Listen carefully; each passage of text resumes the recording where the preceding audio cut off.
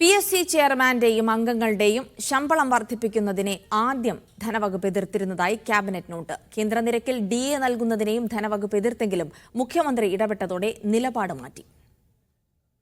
കേന്ദ്ര നിരക്കിൽ DA നൽകുന്നതിനൊപ്പം വീട്ടുവാടക allowance, യാത്രാഭത്ത എന്നിവ വർദ്ധിപ്പിക്കുന്നതിനെയും തുടക്കത്തിലെ ധനവകുപ്പ് എതിർത്തു.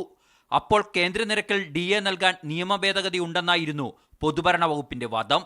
2,24,100 രൂപ ശമ്പളമായി നിശ്ചയിക്കുന്നതിനൊപ്പം 42% DAയും മറ്റ് ആനുകൂല്യങ്ങളും നൽകിയാൽ ആകെ ശമ്പളം 3.5 ലക്ഷം കവിയും.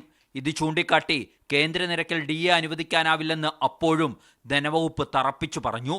പിന്നാലെ മുഖ്യമന്ത്രി DAയുടെ കാര്യത്തിൽ അഭിപ്രായം രേഖപ്പെടുത്തുന്നതിനായി ഫയൽ ധനമന്ത്രിക്ക് നൽകി. ഇതോടെ DAയുടെ കാര്യത്തിലെ ആദ്യ എതിർപ്പിൽ നിന്നും ധനവകുപ്പ് പിന്മാറി. എന്നിട്ടും കഴിഞ്ഞ വർഷം സെപ്റ്റംബറിൽ സാമ്പത്തിക പ്രതിസന്ധി ചൂണ്ടിക്കാണിച്ച് തൽക്കാലം വർധനവ് വേണ്ടെന്ന് മന്ത്രിസഭായോഗം തീരുമാനിച്ചു. പിന്നീട് മുഖ്യമന്ത്രിയുടെ നിർദ്ദേശപ്രകാരം വീണ്ടും ഈ വിഷയം ഫെബ്രുവരി 19 മന്ത്രിസഭായോഗത്തിന്റെ പരിഗണനയ്ക്ക് കൊണ്ടുവന്നാണ് ശമ്പള വർധനവ് നൽകിയത്. മുൻകാല പ്രാബല്യം നൽകണമെന്ന PSCയുടെ ആവശ്യം അംഗീകരിക്കാതിരുന്നതും ധനവകുപ്പിന്റെ എതിർപ്പ് മൂലമാണെന്ന് ക്യാബിനറ്റ് രേഖയിൽ വ്യക്തമാണ്.